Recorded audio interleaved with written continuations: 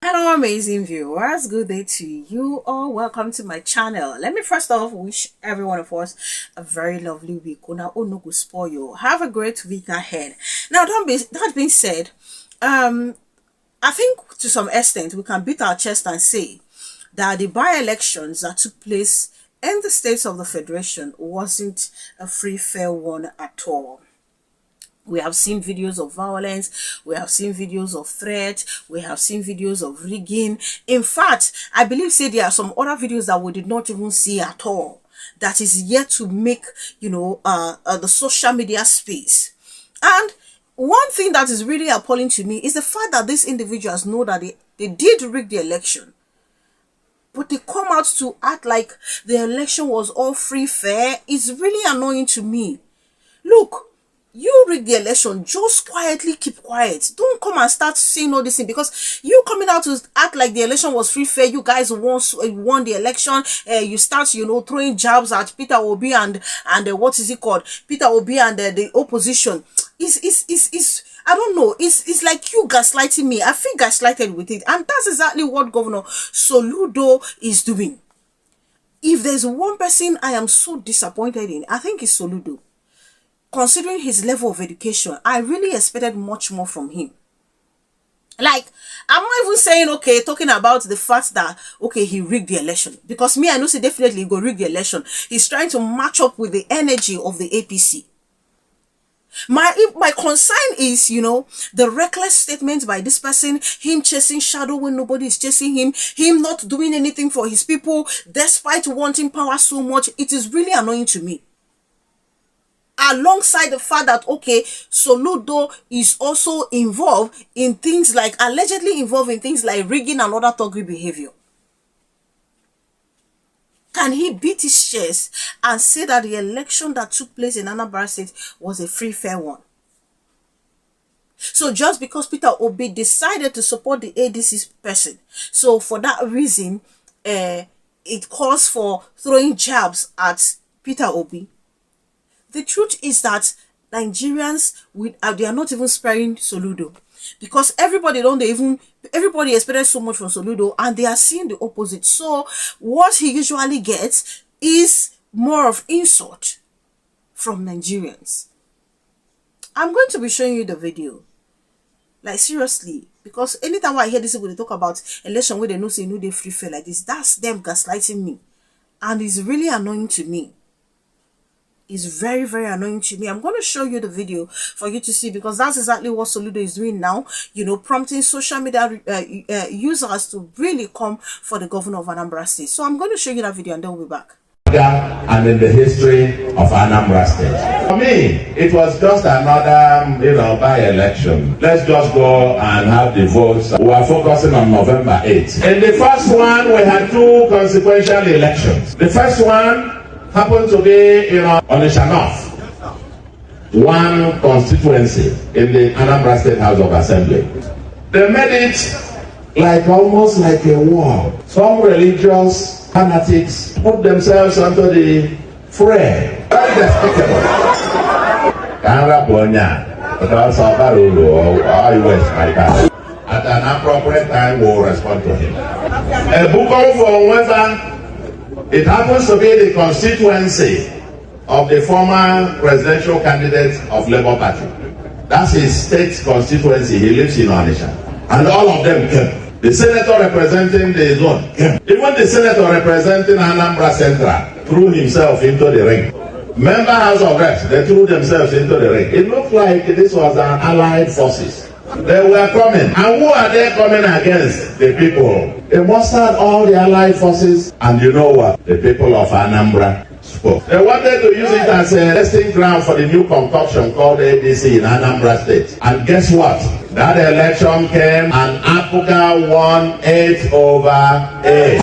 And we won with about 77%. Very emphatic statement. And the ADC, whatever, got less than 20%. The other ones, Labour Party, I don't know, almost zero. And the signal that we sent there was that ADC and Labour Party are dead in Anambra. Now, APGA. Well, what's APGA? What's an APGA? If APGA in America. APGA, Ekulobia, the new concoction called ADC, demonstrated what they are about. They already bribed with polling agents, and they took the booklets and already completed ADC, and wanted to bring it in. Mana APGA, well, there. So, Geneva, is that how ADC is going to govern Nigeria? By fraudulently, by comprinting ballot papers before the election. Is that what ADC is about? ADC does not exist in Anambra, and we showed it yesterday in 2 major elections. They are not on ground. They have no support, even in their home, even in their polling unit. ADC, Association of what? I don't know what they are called. ADC, they had mere 2%. That's what they got. It says one thing, Labour Party is dead. And you know what is interesting as well? APGA defeated the Labour Party governorship candidate in his ward, defeated the ADC Labour candidate in his ward, who defeated all of them. It was a tsunami. Once you allow the vote to count, APGA will always win minimum 75%. Charles saying so-called professor paid 10,000 naira for vote buying. Shame. And then we'll have Ibo Wallo saying this guy jealousy is turning to madness. He will be roundly defeated in the gubernatorial election. And then we'll have Moses saying Soludo is lucky that APGA, that Anambra runs an off-circle election, and he should thank PO for that. Else, Anambra would most certainly have been one of the Labour Party states by now. So Ludo should stop running his mouth and acknowledge that Peter Obi is far bigger than him politically. Great saying, why is Obi brought to every incident and discussion? Seriously, it is becoming boring. Please find another person. And then we'll have Ifeanyi saying Soludo is always fighting with himself. Peter Obi is not his mate. The idiot don't know that those he is hugging today will never ever support his presidential ambition. It is only a fool that dances to a music that was composed in mockery of his mother. Now, Peter Obi did support, the widow to the late senator. I think that's the person of Azuka, and she contested under the flagship of the ADC. Soludo seriously is really, really delusional. He came saying, when a professor talks like a motor parked out, Obi doesn't attack you, but you attack him every day. Be ashamed for once. Is the description of ADC as a concussion for me. As much as I am not a fan of any political party, I don't know the person or the people that ran for the in the by-elections, to represent the various constituencies. So that's solely rest on the Anambra people. So Soludo cannot beat his chest and say that, oh, he from APGA did not, make any move, to carry out some should I say irresponsible act in this whole election. Why was there an altercation between the deputy governor of Anambra State and, of course, Nicholas Ukachukwu, to the extent that we are hearing things like, oh, I will burn down your cars here and nothing will happen? Why was there something like that? So you will find out that, okay, each and every one of them did contribute in the violence of the election, that took place in Anambra State, all the chaos and all the rest. Yes, it may not have resulted in deaths of people, yes, because we've not heard of any report like that, but there were certainly cases of, unrest, chaos here and there, in the election that took place. So Soludo throwing jabs at other political party, especially the ADC. He's not even coming for the APC. It's just making me. It's just funny to me. Really, really funny to me. But then at the end of the day, they tell you what he's doing is actually playing politics. That's what he's doing. Look, there must be a way that we can always conduct a free, fair election. There must be a way. INEC knows the right thing to do. The INEC knows exactly what to do to stop all this. INEC knows that, okay, they can pick up anybody that is trying to disrupt any free, fair election in Nigeria. But INEC, I will keep blaming them because they have failed to do the needful. They have failed to do so. There is no place that I have turned to that I have not heard of, electoral malpractice, whatever it is that is called, that is being carried out. Yes, and for the ADC, as much as I'm bashing, what's his name, APC and APGA, the Soludo himself, I am not ruling out in bashing the ADC. I see the talk, I said it the other day, that particular person, whoever it is that contested under the ADC, that decided that he was going to complete ballot papers before the before election took place, please, the ADC should do the needful. The ADC should do the needful. This is the time that they need to set an example that they are much more different from any other political party. They should set the example. I don't know why you be saying the opposition, they just they busy. They are talking about 2027. Are they seeing the indications, the pointers that, okay, this is likely what's going to happen come 2027? Are they seeing pointers at all? Are they seeing it? As for Soludo and governorship election that he's talking about, that's where their concern is. That is not my problem. Oh, I'm not even so worried about that, because I do believe that the Anambra sons and daughters might not really be concerned about the by-elections. Maybe they like the people under the APGA and decided to vote. Let's assume that it was a free, fair election in Anambra State. Maybe they like the candidates there. But I sure don't know that majority of them have a problem with Soludo and his style of governorship, the way he's handling Anambra State. So even the Soludo himself knows that. So the next thing the Soludo will be looking for is how to help himself and rig the election. Why did he say go see Tinubu? Of course, there must be some bargain. All this thing not be matter of shouting APGA, APGA. Is for him to understand that, okay, perhaps the people indeed, in quotes, since he's trying to make us believe that he did not create any trouble, he tried to make the election free and fair. And the election was not free and fair. Does he even realize that the people might actually like the APGA candidates? Because some people wouldn't want to vote for a party. They want to vote for the candidates.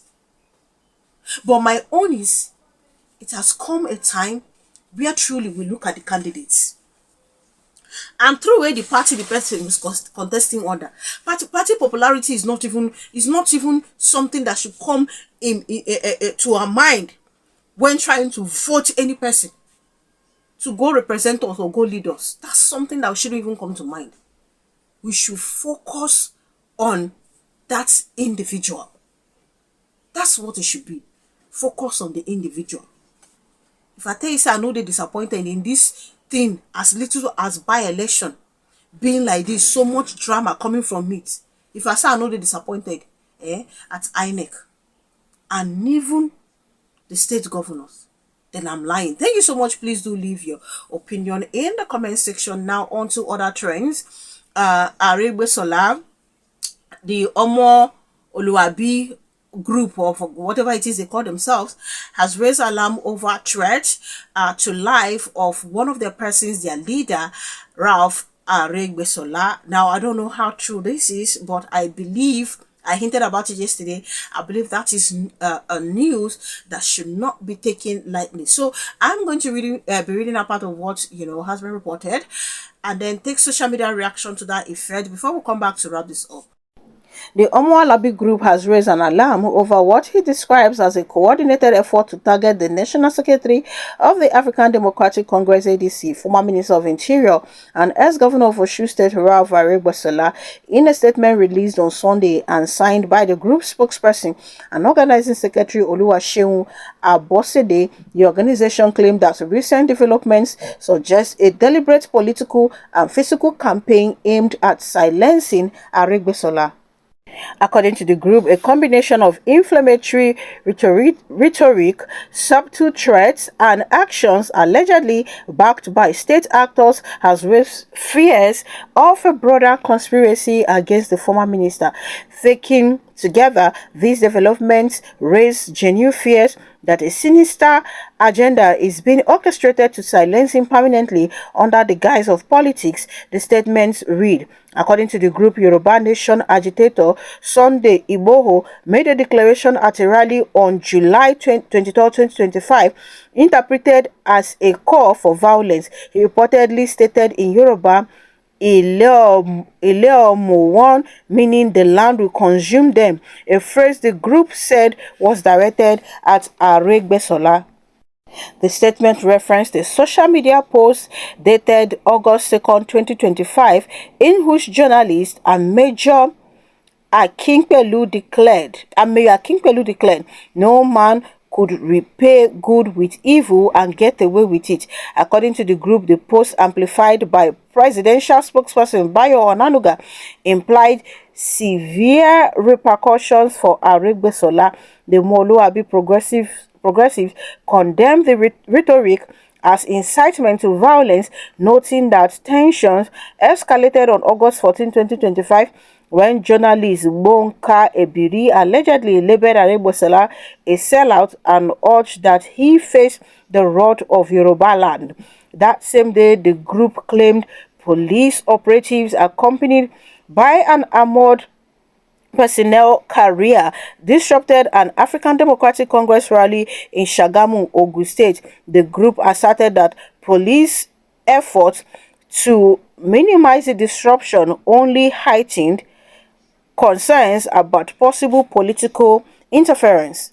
Omoluabi progressives characterize the recurring pattern of inflammatory rhetoric and physical obstruction as emblematic of assassination politics, urging swift measures to safeguard the former governor. Now, you can visit Parallel Facts to read more on this, but there's been a lot of, reactions to this effect, which I am going to read, take a few social media reactions. And I tell you the truth, like I said earlier, this is not something that should be taken lightly. We can see the kind of dangerous politics that is being played in Nigeria. Some people have lost their life, in the process of, this whole political game and whatsoever they are doing. Until date, they've not gotten justice. So I think it's not something that should be swept under the carpet. We have seen the write-up, of some of these APC Tinubu supporters. And I tell you the truth, there is no smoke without fire. So I am going to take a few social media reactions to this effect. Are they saying whoever is around him should inform him to and not take it this lightly? APC is a dangerous group of people. Blessing saying they want to Funshaw William the man. So this is the democracy they claim that man fought. Author saying the worst mistake that will happen to the terrorist group APC is to touch any prominent opposition leader or kill them. Nigeria will just become a forgotten story overnight. Democracy represents liberty and only liberty. To associate for good governance, we know. Mob violence saying Tinubu wants to eliminate Rauf just like he eliminated Funshaw Williams. Now in way be that.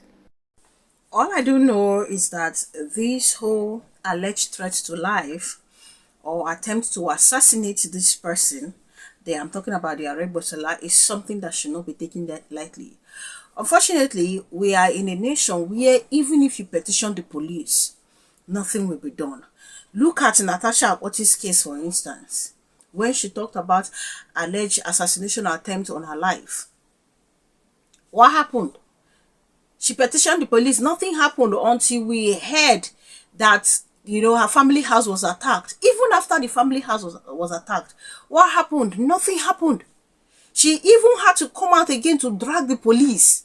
So it's unfortunate that we're in a nation where, okay, the security officials that is supposed to put, the people first is now working hand in hand, with the highest bidders and the ruling parties and all that.